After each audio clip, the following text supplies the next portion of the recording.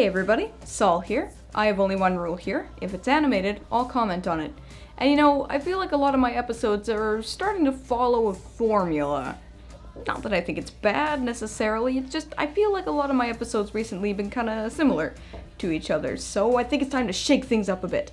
And, well, not shake things up a bit in terms of being haunted by the ghost of Sonic the Hedgehog kind of thing, but you know, something different.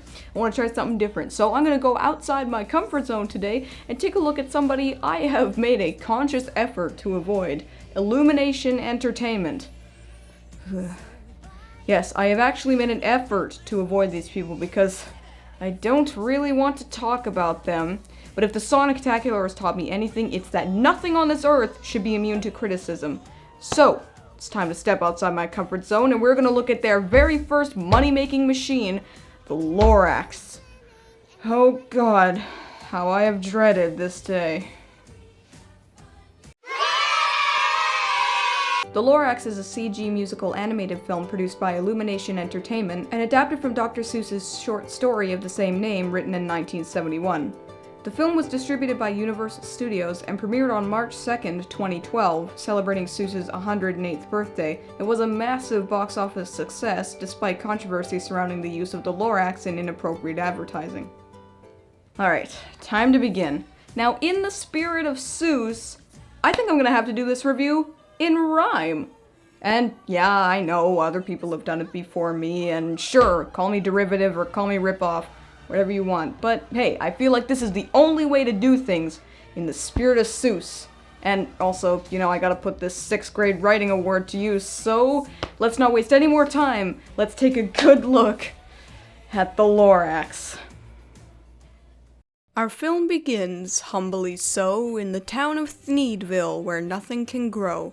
The city is plastic and fake as can be, just like our protagonist, but I'll get there eventually. In this town so unreal, air is sold for money, since there's smog in the sky, though it appears so sunny. Aloysius O'Hare is the boss of the city, he profits off pollution, and his design is quite shitty. Enter Ted Wiggins, a boy so amazingly bland that he can't carry a whole movie and needs a helping hand. From the Once-ler, you see, who chopped down the trees and got carried away doing whatever he pleased. Ted finds out his crush, who's as dull as a plank, wants nothing more than a tree, enough to make her a skank. Since she would marry whomever found her a tree, no matter their age, no matter who they may be. So Ted makes a plan, clearly thinking with his dick, to venture out to the Once-ler and find a tree that'll do the trick.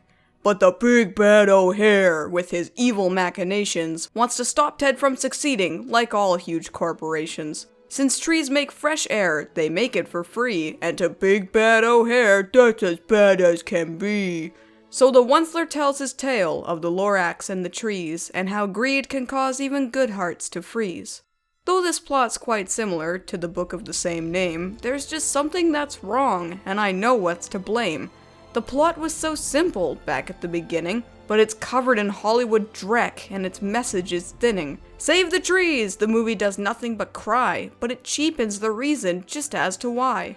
Though I'll save that for later, there's plenty of layers of shit to dig through, so let's see the players. This Ted is our guy, a hero of sorts, except he's a dumb millennial with shitty retorts. He does not care about trees, nor has he ever. He just wants a truffula for his sexy endeavor.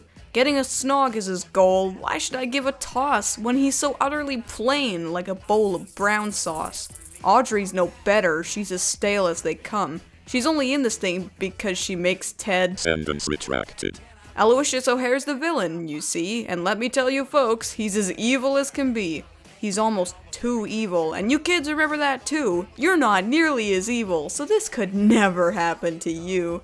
There are others that join the main cast to assist, but they're all boring and stock, so I'll cease and desist. On the flip side of the story, we've got the Once-ler, indeed, who chops down the truffulas to make his fine thneed. In the original story, the Once-ler was faceless, to show that greed can consume all, not just the graceless. But in this story, he's a hipster, with a fedora to boot, and a rocking electric guitar, and— Come on, shoot! Shoot! Once he's a right cock, and that's a fact, chopping down the trees with no thought or tact. But beyond his selfish harvest, another problem lies, and that's the fact that he, the Once-ler, I despise. He's a product of the times, skinny jeans and all, cheapening the character and making him banal. The Once-ler was a warning, a figure of caution, about those who take too much, be they righteous or rotten. But here he's a joke, he doesn't run the gamut, and all I can think to say is, "Shut up, damn it!" Lastly, there's the Lorax, who speaks for the trees, while his huge mustache blows in the Truffula breeze. I'll give him some credit, that much I can say. When the Lorax mourns a stump, it's handled the right way. Then again, you know, when he tries to be silly, I just shake my head and softly whisper, "Really?" But I've been going on far too long in that section, so come on, good things, prepare yourself for dissection. Now let me begin, funnily enough, by saying the animation is pretty nice stuff. It's bright and it's bold, with lovely sharp hues that bring the world to life from purples to blues. And as I said before, some Lorax scenes work, when it all goes quiet and he's less of a jerk. His concern for the trees, it really shines through. It's just too bad those moments, they're ruined right on cue. And that brings me, my friends, to the multitude of bad, and if you like this movie, I hope you won't be mad. To be as blunt as I can, like a bowling ball to the shin, this movie just got it so wrong, but where do I begin? What did it get wrong? How can I really say, without ranting on and on for the rest of the day? Well, the moral is twisted and completely missed as well. Actually, no, you know what? The story is a shell of the Lorax, a story about extremes, and how we all must pay the price when we reach beyond our means. Its message is timeless, it spans generations, but here that message has been ripped from the foundations. For the Once-ler has a face, and there's a villain in his spot, even though the ambiguity could have taught kids a lot. But this movie's black and white. It makes a separation between what's right and wrong with its misguided narration. Because being unclear is scary, so people cannot see how this story can relate to people just like you and me. And in regards to the humor, oh, it's just bursting with creativity. I hope you like people getting punched, because that's all you'll ever see. That and references to stuff that's already dated. Things like Donkey Kong and Mission Impossible. It just leaves me frustrated. The songs are all stock, though conventionally decent, but really, have you heard them on anything recent? They're forgotten and gone, just like the movie itself. It's completely passé, and I'm thankful for that myself. For that's all this movie deserves, to be forgotten and discarded, while the original story is the one that should be regarded. Sure, it's not perfect, but what it has to say has merit, unlike this trash whose message it tries to parrot. But it does so not with intelligence or grace, but rather senseless pandering like a big shit on your face. This movie does not see you as a thinking human being, rather it sees you as a tool, complacent with what you're seeing. It's insulting to Dr. Seuss and all he tried to say, with his little story about when we lose our way. Perhaps the creators themselves should have taken heed before they shat out this tripe and wallowed in their greed. I may not be the Lorax, I may not speak for the trees, but I am a thinking human being who objects to what she sees. The Lorax is an insult, that's all you need to know. If you care about your future, then there's one place you should go. To Seuss's book, The Lorax in the Pages, for the message still rings true, it never really ages. For as long as there are people who make pandering garbage like this, the moral will never die, nor will ever be remiss. You may like this film, regardless of what I've said, but all I can say to that is this: just use your head. For the movie wants you to be dumb, its flaws it wants you to miss. But remember to use your head. You deserve better than this. Now I give this movie the rating it deserved, so to you, the Lorax movie, you sure are served.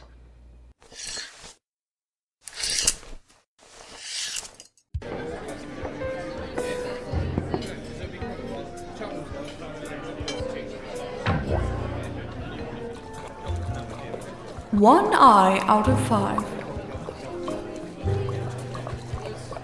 So can you watch the Lorax in spite of what I've said? Well, I must be true, the designs I do not dread, but this movie wants you blind, not to point out its errors, and to that I say, go back to making those horrid minion terrors! And is this movie something you can actually enjoy? I'd say it's half decent, but I'd be lying, old boy. And is the Lorax memorable in all its dated glory? Not a chance, it's done and gone, but don't forget the story, because it's worth recalling, it's worth your attention and time, but don't spend your time here, because this movie's such a crime. Now that that's through, the review's all done up, I can finally stop all this rhyming and shut the hell up. So good day to you all, I hope you enjoyed, and I hope my rhyming didn't leave you all too annoyed.